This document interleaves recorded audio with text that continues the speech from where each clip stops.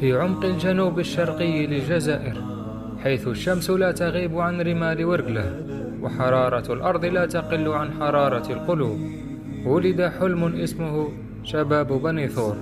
قصة هذا النادي ليست كغيره، بل قصة كتبت بالعرق وبالإيمان فقط. تأسس بداية التسعين من رحم الأحياء الشعبية، من أزقة بالعباس، ومن بين أيدي شباب رأوا في الكرة وسيلة للبناء لا للترف. بعد عقد واحد فقط فجر الفريق المفاجأة وصنع المعجزة، الفوز بكأس الجمهورية بداية الألفية، لتبقى إلى الآن محفورة في الذاكرة الوطنية. وشارك بعدها في كأس الكؤوس الإفريقية، ورفع الراية خارج الحدود. لكن كما تشرق الشمس أحيانا تغيب، سنوات عجاف، دعم منعدم، وأزمات خانقة دفعت الفريق إلى ظلال الأقسام السفلى. وهناك حيث ينسى التاريخ ويتعب الطموح وتذبل الأضواء، لكن شيئا في بني ثور لم يمت ولم ينطفئ.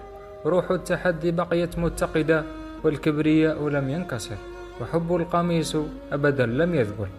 واليوم بعد سنوات من الصبر والعمل في الظل، ها قد عاد الغزلان إلى الواجهة، هنا من بالعباس إلى وجدان كل محب للكرة الأصيلة. لقد عاد الشباب ليرفع رأس المدينة التي حلمت وانتظرت وصدقت فاستحقت الفرح.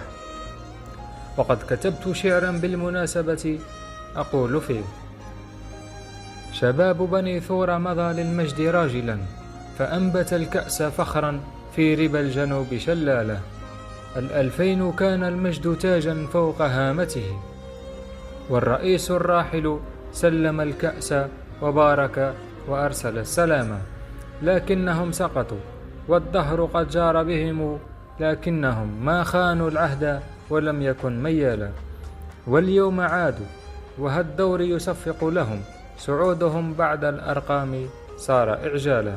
من مهيريات الخلائف صوت العاشقين بكى، وبغفالة نبض الحي موج موالا. بني ثور والرويسات الغوالي معا، وابو عامر والخفج يرفعون الرأس والأعلام. ونقوسة ما نسيت صبر الليالي، ولا عين البيضاء صمتت أو خذلت الآمال. والشط يهتف وسكرى في تلاحمها، كأنما الشعب في حب الفريق توالى. يا من حملتم قلوب الناس فوق الذرة، ورقلا كلها كانت حبالة. سنبقى على العهد حبا